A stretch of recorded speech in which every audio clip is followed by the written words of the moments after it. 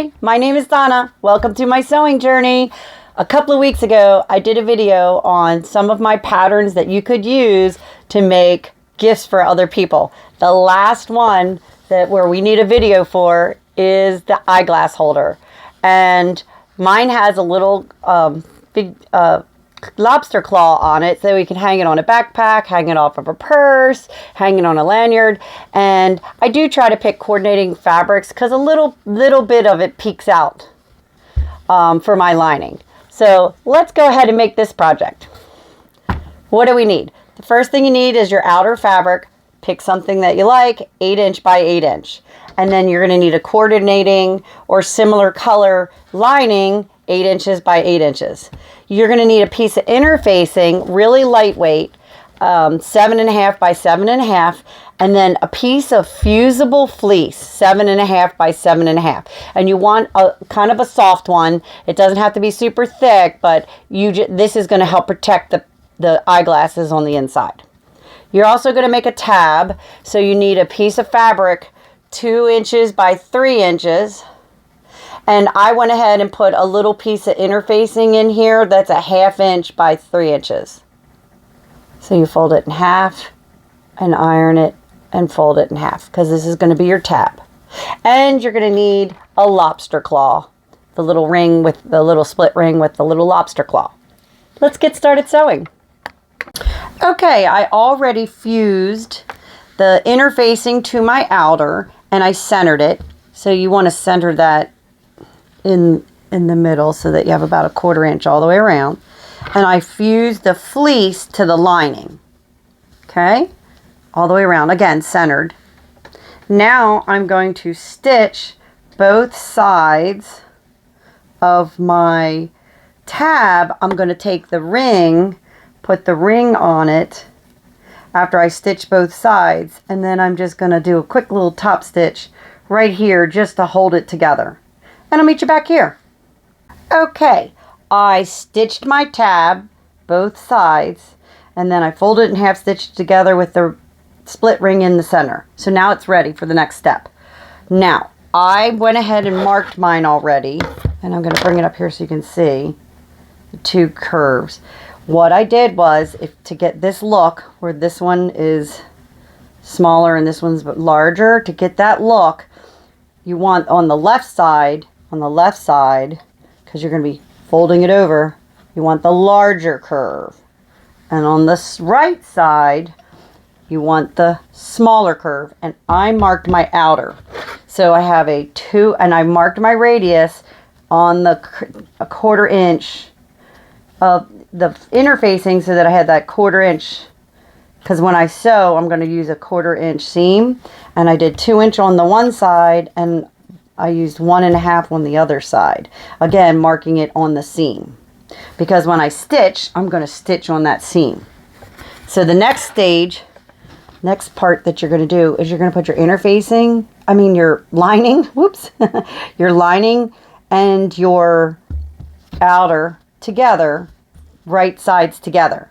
And then you're going to leave this top, you're going to leave a section up here that you're not going to stitch, okay? Somewhere in here, you're going to leave that for turning. So you're going to stitch all the way around. You're going to stitch all the way around. Box corner down here. Square corner, square. All the way around. And then you're going to stop and you're going to leave an opening to turn. And then you're going to press that open so that we can put the tab in when we're done. I'll show you that step. First, I'm going to stitch all the way around and turn it, and I'll show you what to do next. Okay, I stitched all the way around and I left an opening, and as you can see, I pressed it over on both sides over that opening. It just makes it easier after you turn it to top stitch. I cut really close to my curves and I trimmed my corners so that when I turn it, it just won't have that bulk in there. And I usually start it with the corner. I pull one of the corners through first. Push it all the way through. And then I kind of push it out with my fingers. push those corners out, both sides. And if it doesn't lay flat, pushing those curves. If it doesn't lay flat, I take a little tool, anything but your scissors, a dowel, a crochet hook, whatever. Push out my corners so that they're nice and pretty. And then I lay it down. And what I'm going to do is I find my center, so I'm going to use these two sides. And I'm going to line that up. And that what I do, just because it makes it easier for me, you can mark it however you want, but I use a pin. And you see where the one side is slightly off from the other? So that you can see just a little peek of the other curve. I'm going to mark that with a pin right where the two of those meet. I'm going to use a pin on each, the top and the bottom, right where the two of those meet. And then I'm going to top stitch where this center is. I'm going to figure out where this center is, the center of my project. And I love these grid boards because it makes it easy. So this is going to end up being 3.5. So I'm going to center my tab in my opening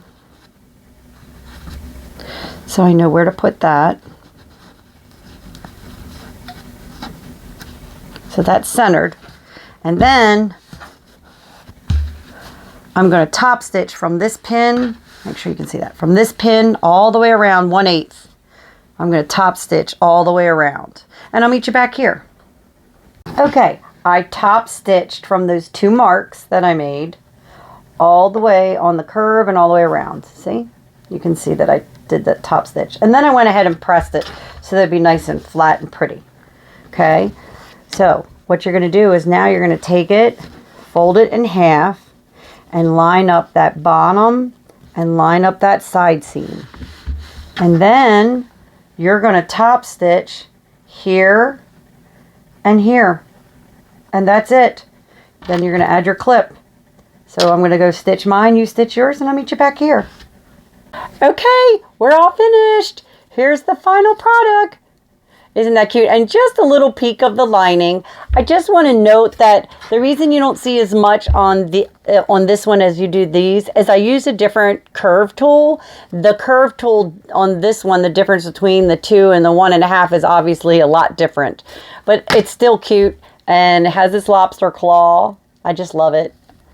And once you finish stitching all around, it looks really good. Just make a note. I use 100% cotton on the inside and make sure your fleece is fused to the lining because you don't want it to scratch the glasses. So I hope you enjoyed making this. This catches us up with all the videos that I promised. And there are more ideas coming soon. So if you enjoyed making this project with me, subscribe and follow me for more and have a great day sewing.